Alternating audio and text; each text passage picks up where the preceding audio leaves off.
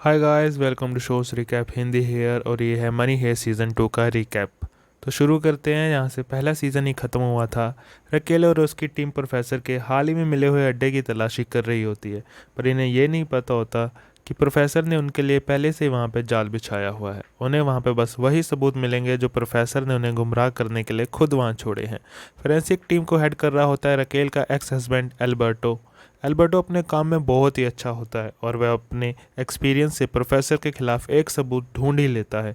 तो प्रोफेसर ने अपने खिलाफ सारे सबूत जला दिए होते हैं, पर नकली सबूत पीछे छोड़े होते हैं। पर इन जलाए हुए सबूतों में से एक टुकड़ा उसकी फर्नेस की चिमनी पर जाके चिपक जाता है। एल्बर्टो उसी सबूत को अपनी लैब में ले जाने का सोचता है ताकि वह उससे अच्छे से छानबीन कर सके।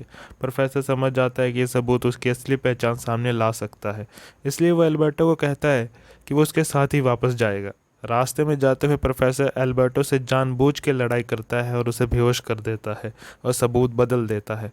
जब एल्बर्टो को होश आता है तो वो प्रोफेसर को पुलिस स्टेशन ले जाता है, जहां प्रोफेसर खुद को बहुत मारता है। रकेल को कॉल करके कहता है कि तेरे हस्बैंड ने मुझे बहुत मारा है और जेल में बंद कर दिया है। रकेल को लगता है कि एल्बर्टो ने जेलेसी में ये किया होगा और वो प्रोफेसर को वहाँ से बचा के ले आती है। और दूसरी तरफ रॉयल मिंट में प्रोफेसर की टीम में लड़ाई हो जाती है। वो सोचते हैं कि प्रोफेसर उन्हें छोड़ के भाग गया है। टोक्यो बहुत पागलपन करने लगती है और बर्लिन को धमकियां देने लगती है, जिसके बाद बर्लिन उसे बांध के बाहर पुलिस के पास फेंक देता है। पुलिस वाले टोक्यो को अब हिरासत में ले लेते हैं। ये सब देख के रियो काफ़ी गुस्सा हो जाता है और वहाँ मौजूद होस्टेजेस के साथ मिलकर भागने का प्लान बनाता है। ये सब होने के बाद प्रोफेसर फाइनली उन्हें कॉल करता है और रियो से वादा करता है कि वो टोक्यो को बचा लेगा। इसके बाद रियो वापस प्रोफेसर की टीम में आ जाता है और होस्टेज को धोखा देके उन्हें भागने से बचा लेता है। इसी दौरान रकेल एक अफवाह फैलाती है कि एंजल अब कोमा से बाहर आ गया है। ये सोच के कि ये सुन के कोई ना कोई एंजल को मारने जरूर आएगा और ये लोग उसे रंगे हाथ पकड़ लेंगे। प्रोफेसर समझ आता है कि दाल में कुछ तो काला है। प्रोफेसर फिर बहुत से जोकर हॉस्पिटल भेजता है और उन्हें उन्हीं जोकरों में से एक खुद भी जोकर बन के हॉस्पिटल चला जाता है। प्रोफेसर बाल बाल पुलिस से बच के निकलता है, पर सब लोग उसका वो जोकर वाला अवतार देख लेते हैं। वहाँ से भाग के प्रोफेसर सीधा रकेल से मिलने जाता है। जब प्रोफेसर और रकेल बात कर रहे होते हैं तब रकेल देखती है कि प्रोफेसर की जैकेट पे अभी भी उस जोकर वाली विग के बाल चिपके हुए हैं। रेकल फाइनली समझ जाती है कि ये सेल्वा ही प्रोफेसर है और फिर वो उसे पकड़ के अपनी प्राइवेट इंटेरोगेशन शुरू कर देती है। प्रोफेसर कहता है कि बाकी मैंने चाहे सब झूठ बोला हो, पर मैं सच में तुमसे प्यार करता हूँ, तो अगर तुम चाहो तो मेरा पॉलीग्राफ टेस्ट भी करवा के देख लो। उधर दूसरी तरफ आर्तुरो को बार बार भागने की कोशिश करने की सज़ा मिलती है और डेनवर और मॉस्को के बीच पर्सनल लाइफ को लेकर झगड़ा हो जाता है। प्रोफेसर फिर अपने खास चुने हुए आदमियों को भेज के टोक्यो को पुलिस से बचाता है, जिसके बाद टोक्यो पुलिस का भेस लेके बाइक पे सीधा रॉयल मिंट के अंदर घुस जाती है। मॉस्को टोक्यो के लिए दरवाज़ा खोलता है, पर पुलिस की फायरिंग की वजह से मॉस्को बुरी तरह से घायल हो जाता है। प्रोफेसर की टीम फिर पुलिस से डॉक्टर की मांग करती है, पर पुलिस मना कर देती है। इसके बाद सारे रोबर मिलके अपने भागने वाले रास्ते के तेज़ी से खुदाई शुरू कर देते हैं। प्रोफेसर किसी तरह रकेल की कैसे छूट के भाग जाता है और रकेल चाहते हुए भी उस पर फायर नहीं कर पाती, क्योंकि वो उससे सच्चा प्यार करती थी। इसके बाद पुलिस को प्रोफेसर की असली आइडेंटिटी के बारे में पता चलता है कि सेल्वा यानी सेर्गियो ही प्रोफेसर है। पुलिस को लगता है कि रकेल भी प्रोफेसर के साथ मिली हुई है, इसलिए वो उसे सस्पेंड कर देते हैं और उससे उसका बैच और उसकी गन ले लेते हैं।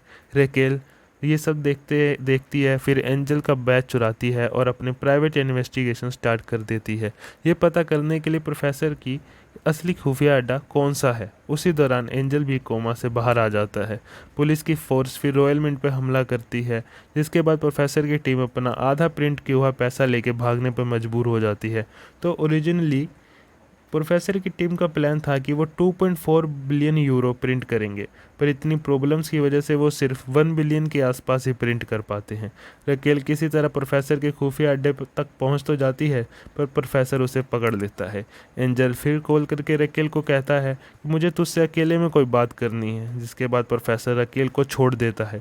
दोनों यहाँ ये समझ जाते हैं कि उन दोनों का प्यार सच्चा है। रकेल एंजल से मिलने हॉस्पिटल जाती है, जहाँ पर पुलिस वाले उसे पकड़ लेते हैं और उससे प्रोफेसर के अड्डे के बारे में पूछताछ करते हैं, पर रकेल उन्हें ये सब कुछ बताने से साफ मना कर देती है। पुलिस फिर उसकी बेटी की कस्टडी को लेवरेज बनाकर रकेल को प्रोफेसर का पता करने के लिए मजबूर करते हैं। दूसरी तरफ रॉयल मिंट में पुलिस लगातार रॉबर्स पर फायरिंग कर रही होती है।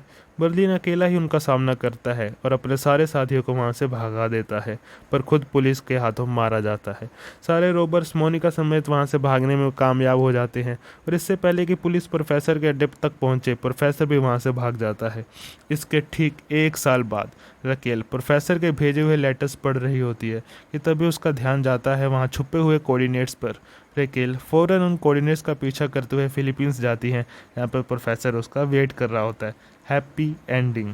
पर आप लोगों के मन में कुछ सवाल आए होंगे कि आखिर प्रोफेसर को रॉबरी के पीछे मेन रीज़न क्या था और रकेल ने इंस्पेक्टर होते हुए भी प्रोफेसर का साथ क्यों दिया। रकेल को देख के ऐसा तो नहीं लगता था कि वो प्यार के लिए अपना फ़र्ज भूल जाएगी, तो मैं इसका जवाब देने की कोशिश करता हूँ।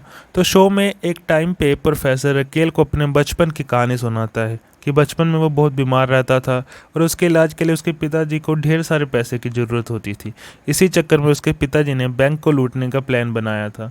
रॉयल मिंट को लूटने का ओरिजिनल प्लान भी प्रोफेसर के पिताजी का ही था, पर इसी दौरान एक बैंक को लूटते हुए प्रोफेसर के फादर मारे जाते हैं।